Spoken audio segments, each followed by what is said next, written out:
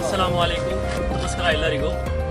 ಇಂದು ನಾನು ಯಾವುದೇ ರಾಜಕೀಯ ಪಕ್ಷದ ಪರವಾಗಿ ಅಲ್ಲ, ನಾನು ಸಾಮಾನ್ಯ ಭಾರತೀಯನಾಗಿ ಒಂದು ಮುಸ್ಲಿಂ ಸಮುದಾಯದ ಪ್ರತಿನಿಧಿಯಾಗಿ ಮಾತನಾಡುತ್ತಿದ್ದೇನೆ.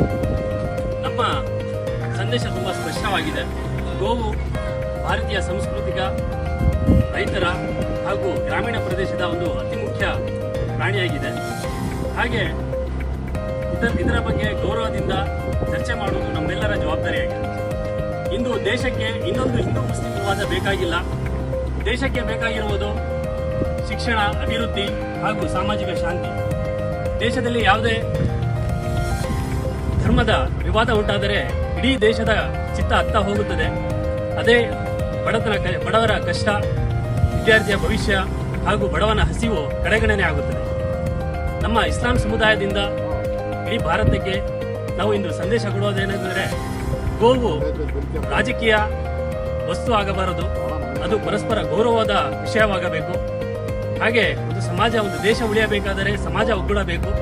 ಸಮಾಜ ಒಗ್ಗೂಡಬೇಕಾದರೆ ಪರಸ್ಪರ ಗೌರವ ಇರಬೇಕು. ಆಗ ಮಾತ್ರ ದೇಶ ಪ್ರಬಲವಾಗುತ್ತದೆ. ಅದೇ ರೀತಿ ನಾವು ಯಾವುದೇ ರಾಜಕೀಯ ದ್ವೇಷಕ್ಕೆ ಬಲಿಯಾಗುತ್ತಿಲ್ಲ ಅಥವಾ ಬೇರೆ ಧರ್ಮದ ಭಾವನೆಗೆ ಧಕ್ಕೆ ಆಗುವುದನ್ನು ನಾವು ಸಹಿಸುವುದಿಲ್ಲ. ನಾವು ಇಲ್ಲಿ ಸೇರಿರುವುದು ದೇಶದ ಏಕತೆ ಪರವಾಗಿದ್ದೇವೆ ನಾವು.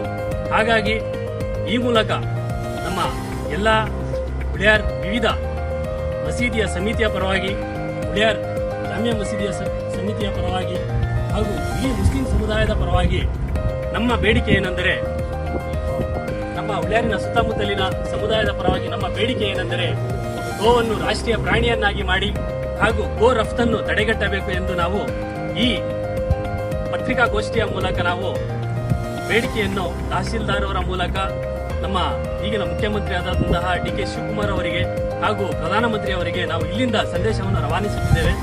ಅದೇ ರೀತಿ ನಾವು ಬೇರೆ ಧರ್ಮಕ್ಕೆ ಯಾವ ರೀತಿ ಭಾವನೆಗೆ ಧಕ್ಕೆಯನ್ನು ಗಾಯವಾಗುವುದನ್ನು ಬಯಸುವುದಿಲ್ಲವೋ ಅದೇ ರೀತಿ ನಾವು ಇನ್ನೊಂದು ಬೇಡಿಕೆ ಏನಂತಂದ್ರೆ, ಮದ್ಯಪಾನವು ಕೂಡ ನಿಷೇಧ ಆಗಬೇಕು.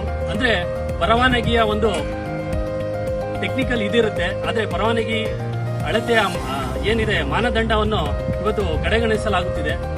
ಯಾರಿಗೆ ಬೇಕಾದ್ರೆ ಅವರಿಗೆ ಪರವಾನಗಿಯನ್ನು ನೀಡುತ್ತಿದ್ದಾರೆ. ಇದನ್ನು ಕೂಡ, ಮದ್ಯಪಾನವನ್ನು ಕೂಡ ನಿಷೇಧ ಮಾಡಬೇಕು ಅಂತ ನಾವು ಕೇಳಿಕೊಳ್ತಾ ಇದ್ದೀವಿ. ಜೈ ಹಿಂದ್, ಜೈ ಕರ್ನಾಟಕ, ಜೈ ಮಾನವೀಯತೆ. ಧನ್ಯವಾದಗಳು.